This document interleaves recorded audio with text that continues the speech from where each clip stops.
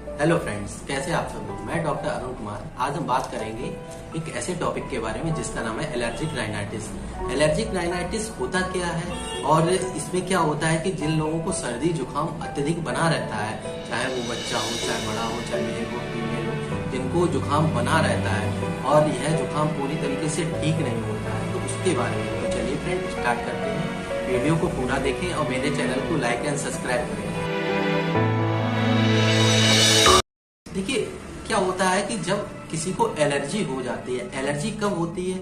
जब किसी के संपर्क में आने से उसको दिक्कत होने लगती है। मान लीजिए चाहे वो गंध हो, चाहे वो जानवर की गंध हो, या जानवर से उसको एलर्जी हो जाए, या फिर डस्ट से उसको एलर्जी हो जाए, या धूल मिट्टी उसकी वजह से उसको एलर्जी हो जाए, तो वहां पे हम उसको एलर्जी कहते हैं। लेकिन जब वह एलर्जी धीमे धीमे बढ़ती ही चली जाती है, उसको अत्यधिक छींकें आने लगती हैं और ऐसी कि उसको सुबह के समय या शाम के समय उसको छींकें बढ़ती ही चली जाती हैं, तो उसको हम एलर्जिक राइनाइटिस कहते हैं। एलर्जिक राइनाइटिस को हम हे फीवर भी कहते हैं। इसमें क्या होता है कि नाक में कंजेशन होने लगेगा, रुकावट होने लगेगी और अत्यधिक नाक बहने लगेगी। सुबह हो या शाम को उसको नाक में दिक्कत होने लगती है और नाक बहने लगती है, और इसको हो सकता है कि उसकी वजह से उसको हल्का फीवर भी आए और सिर में दर्द भी होने लगे, सिर भारीपन लगने लगे। इस कंडीशन को हम एलर्जिक राइनाइटिस कहते हैं। और इसमें क्या होता है कि जुकाम बढ़ता ही चला जाता है। मान लीजिए आपने कोई एलोपैथिक टेबलेट ली, उसकी वजह से कुछ दिन तो आराम मिला, लेकिन वह जब दोबारा आया तो वह उसकी स्थिति और ज्यादा बिगड़ने लगती है। उसको कुछ अगर खा लेता है, चाहे वो दूध दही मट्ठा हो या कोई भी ऐसी चीज ठंडी चीज अगर खा लेता है, तो उसको सीवियर प्रॉब्लम होने लगती है। सांस लेने में दिक्कत आने लगेगी, अत्यधिक छींकें आने लगेंगी और आंखों के चारों तरफ खुजली होने लगेगी, कान के चारों तरफ खुजली होने लगेगी और दर्द होने लगता है। और जुकाम ऐसा लगता है कि बहुत ज्यादा बह रहा हो। किसी किसी को ऐसा जुकाम होता है कि एक्रिड वाला, मान लीजिए नाक से अगर जो डिस्चार्ज आ रहा है वो जलनदार हो, वह ओठ की ऊपरी लेयर को छीलता चला जा रहा है, मान लीजिए वहां की स्किन छिल जाती है, तो इस कंडीशन में इसको हम एलर्जिक राइनाइटिस कहेंगे। क्योंकि नॉर्मल एलर्जी में क्या होता है कि अत्यधिक छींकें आने लगेंगी, कुछ समय बाद उसको ठीक हो जाएगा। लेकिन जब यह स्थिति बढ़ती चली जाती है तो यह एलर्जिक राइनाइटिस का रूप ले लेती है, जो अगर लंबे समय से चला आ रहा है, अगर आप इसको ठीक नहीं करेंगे, हो सकता है आपको अस्थमा की बीमारी होने लगे।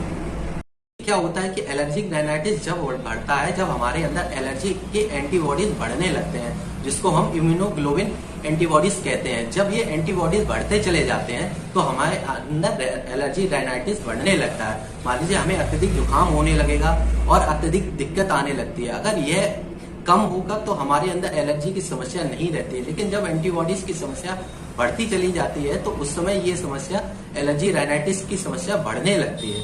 तो इसकी वजह से, एंटीबॉडीज की वजह से हमें एलर्जी राइनाइटिस की समस्या होने लगती है। अब बात करते हैं कि एलर्जी होने के बहुत सारे कारण होते हैं। किसी को अगर धूल मिट्टी से उसको अगर दिक्कत होने लगती है, एलर्जी होने लगती है, तो इसके कारण भी लंबे समय से अगर चलती रहेगी तो ये एलर्जी राइनाइटिस का रूप ले लेती है। या फिर किसी को सब्जियों से दिक्कत आने लगती है, मान लीजिए प्याज खाया या टमाटर खाया या कोई भी सब्जियां खाई, तो उसकी वजह से उसको एलर्जी होने लगती है।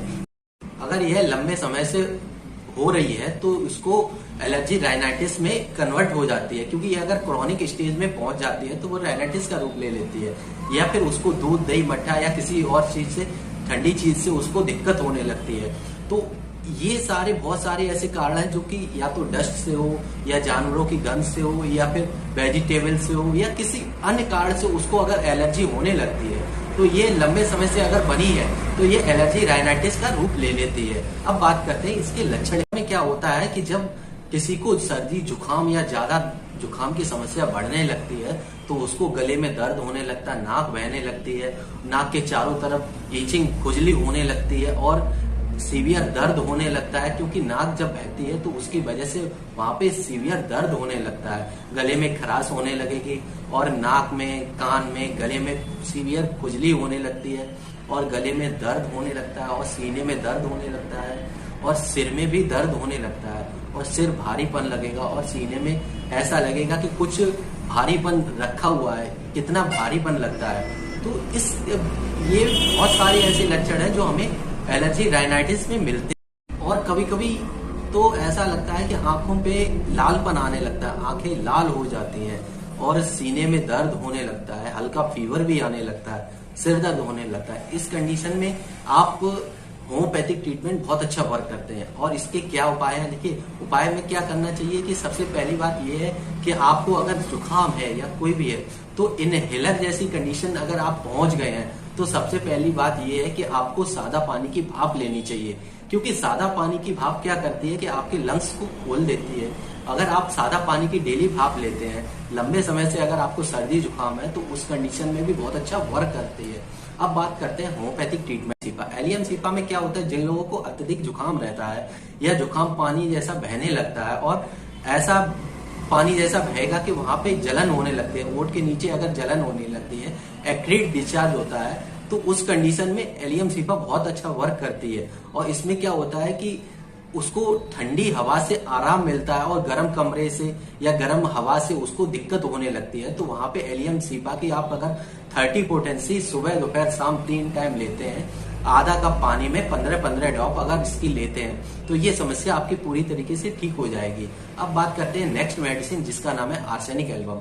आर्सेनिक एल्बम में क्या होता है कि जो डिस्चार्ज होता है वो एक्रीड होगा और सीवियर दर्द होगा, नाक बहने लगेगा और अत्यधिक छींके आएंगे, पेशेंट इरिटेबल हो जाता है, पेशेंट अत्यधिक बेचैन हो जाता है, उसको कहीं भी रेस्ट नहीं मिलता, उसको सीवियर दर्द होने लगता है नाक में और अत्यधिक छींके आने लगती है, नाक बहने लगती है। इस कंडीशन में अगर आप आर्सेनिक लेते हैं तो आप पूरी तरीके से ठीक हो जाएंगे, क्योंकि क्या होता है आर्सेनिक की अगर आप 30 पोटेंसी या 200 पोटेंसी दिन में 2 बार लेते हैं 15-15 ड्रॉप आधा कप पानी में, तो ये समस्या आपकी पूरी तरीके से ठीक हो जाएगी। अब बात करते हैं नेक्स्ट मेडिसिन जिसका नाम है फॉस्फोरस। देखिए, फॉस्फोरस में क्या होता है, उसको पेशेंट को अत्यधिक छींके आने लगेगी, नाक में खुश्की होने लगेगी और कभी कभी क्या होता है नाक से पीला डिस्चार्ज आने लगता है, कभी कभी ब्लडी डिस्चार्ज भी होता है और सुबह के समय उसको दिक्कत ज्यादा होने लगती है और अत्यधिक छींके आएंगे और जुकाम भी बहुत ज्यादा रहेगा। तो इस कंडीशन में अगर आप फॉस्फोरस की 30 या 200 पोटेंसी दिन में 3 बार लेते हैं 15-15 ड्रॉप आधा कप पानी में, तो आपकी ये समस्या भी पूरी तरीके से ठीक हो जाएगी।